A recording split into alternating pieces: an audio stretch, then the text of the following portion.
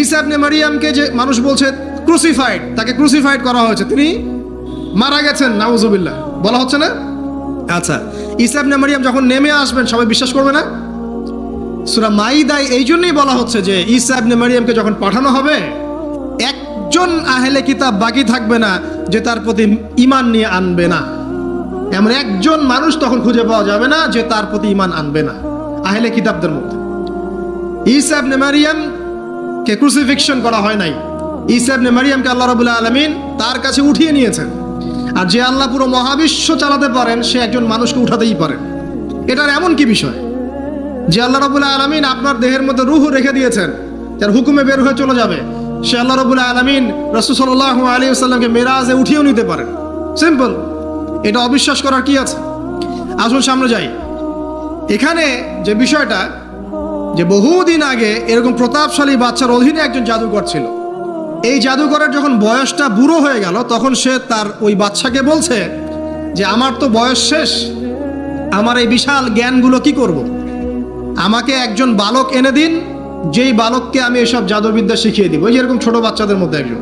তো এরকম একটা ফুটফুটে সুন্দর বাচ্চাকে খুঁজে বের করা হলো, যে বাচ্চাটা বিচক্ষণ। একে নিয়ে আসা হলো জাদুকরের কাছে। এবার জাদুকর তাকে জ্ঞান শিখায়, জাদু শিখায়। জাদু শিখাতে শিখাতে শিখাতে শিখাতে সে একটু পরিণত হচ্ছে, মানে কৈশোরে পদার্পণ করল। এখন সে যখন জাদু শিখতে আসে, আসার পথে রাস্তায় দেখে একজন পাদ্রী আছে। পাদ্রী মানে কি? পাদ্রী মানে দরবেশ, মানে যে আল্লাহ বিশ্বাস করে, হয়তো আগেকার আসমানি কিতাবে সে বিশ্বাস করত। এমন একজন পাদ্রীর সন্ধান সে পায়। সে ওই পাদ্রীর কাছে গিয়ে বসে। সেই পাদ্রী তাকে আসমানি কিতাবের যে মর্ম, যে বাণী, এগুলো শোনায়। তার কাছে খুব ভালো লাগে যে মাশাআল্লাহ, এটা ঈমানের স্বাদ। যখন কোরআন শুনি আমাদের ভালো লাগে না? আসমানি কিতাব যখন শুনে তার কাছে ভালো লাগে। সে বলে যে আমি এটা শিখতে চাই। তখন এই পাদ্রী তাকে বলে, তুমি তো জাদু শিখতে যাও এই বাদশার দরবেশের বাদশার জাদুকরের কাছে, যদি ওরা জানতে পারে তাহলে তো সমস্যা। তাহলে উপায় কি? যখন তুমি ওখানে যাবে, যখন দেরি হয়ে যাবে, তখন বলবে বাসার থেকে বের হতে দেরি হয়েছে, বাসার থেকে বের হতে দেরি হয়েছে। আর আমার এখানে বসে যখন বাসায় যাবে, তখন বাসায় গিয়ে বলবে যে ওখান থেকে, ওই যে জাদুকরের কাছ থেকে আসতে দেরি হয়েছে। মানে কৌশল অবলম্বন করতে তিনি শিক্ষা দিলেন। এখানে আমাদেরও নসিহত আছে, সবসময় তো আর মানে একই রকম করে চললে হবে না, কৌশলের প্রয়োজন আছে না? উদউ ইলা সাবিলি রাব্বিকা বিল হিকমা, হিকমার দরকার আছে না?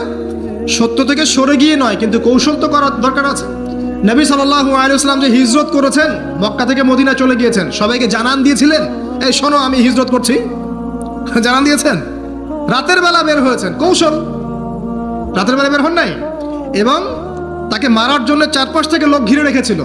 এর মধ্য দিয়ে আল্লাহ রাব্বুল আলামিন তাকে বের করে নিয়ে গেছে। তিনি কি সবার সামনে ফেসবুকে জানান দিয়েছে, এই দেখো আমরা বেরোচ্ছি? তো তোমরা তো কৌশলই বুঝো না দিনের কাজের। যে কাজ হবে 1%, আই ওয়াশ হবে 99%। এখনকার এই যুগ, হ্যাঁ, দিনের কাজ হবে 1%, আই ওয়াশ শোডাউনই বেশি। এই শোডাউন করতে করতে মানুষের চোখ লাগে, যত চোখ লাগে তত সমস্যা সৃষ্টি হয়, এবং আস্তে আস্তে আস্তে আস্তে দিনের দায়রা মাইনাস হতে থাকে। এই যে এই বিষয়টার পিছনে তোমরাও দায়ী, কৌশল তো বোঝো না। তো স্মার্ট এবং বিচক্ষণ মুসলিমদের বড় অভাব আছে এখন পৃথিবীতে। যতক্ষণ পর্যন্ত বিচক্ষণতা অর্জিত হচ্ছে না, ততক্ষণ পর্যন্ত ইসলামের বিজয় হচ্ছে না, এটা মাথায় রাখেন। তারপর সামনে যান। এবার এই বাচ্চা খুব সুন্দর করে ব্যালেন্স করলো, একবার এখানে যায়, একবার ওখানে যায়। এই করতে করতে ওই যে জাদুকরের ইন্তেকাল হয়ে গেল, মারা গেল জাদুকর। এবার এই বাচ্চার কাছে মাশাআল্লাহ অনেক এলেম কালাম আছে। এদিকে সে পাদ্রীর জ্ঞানে দীক্ষিত হচ্ছে। দীক্ষিত হতে হতে তার মধ্যে আল্লাহ পাকের প্রতি একটা পরিপূর্ণ ঈমান চলে আসে। সে মুসলিম হয়ে গেল, আলহামদুলিল্লাহ। তো মুসলিম হওয়ার পরে একদিন সে যখন বাচ্চার কাছে যাচ্ছে, রাস্তায় একটা বিশাল জন্তু দেখা যাচ্ছে। বিশাল জন্তু, কিরকম জন্তু আমরা জানি না। ঠিক ওই যে দাব্বাতুল আরদ সামনে বের হবে, কিয়ামতের 10টা নিদর্শন আছে বড় বড়। তার মধ্যে একটা হচ্ছে দাব্বাতুল আরদ, জমিন থেকে ফুড়ে একটা প্রাণী বের হবে। আর এখন মানুষ এগুলো বিশ্বাস করবে না, আমি জানি। 2 দিন পর নাসা যখন বলবে তখন বিশ্বাস করবে। কথা কি বুঝতে পারছেন? তবে প্রাণী এই পৃথিবীর নিচে আছে। রাসূল সাল্লাল্লাহু আলাইহি ওয়াসাল্লাম বলছেন 10টা আলামত না আসা পর্যন্ত কিয়ামত হবেই না। তার মধ্যে একটা হচ্ছে দাব্বাতুল আরদ, জমিন থেকে একটা প্রাণী বের হবে। এবং এই প্রাণী শুধু বেরই হবে না, মানুষের সাথে কথাবার্তা বলবে।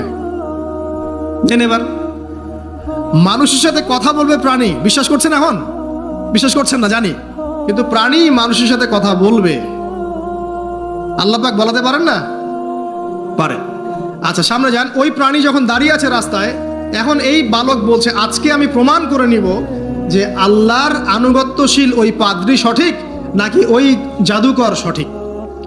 এবার সে একটা ইট হাতে নিল, পাথর হাতে নিয়ে সে বলছে, আল্লাহ তোমার কাছে যদি ওই জাদুকরের কাজের চাইতে এই পাদ্রীর কাজ বেশি পছন্দনীয় হয়, এই ইটের আঘাতে এই জন্তুকে তুমি মেরে ফেলো আল্লাহ।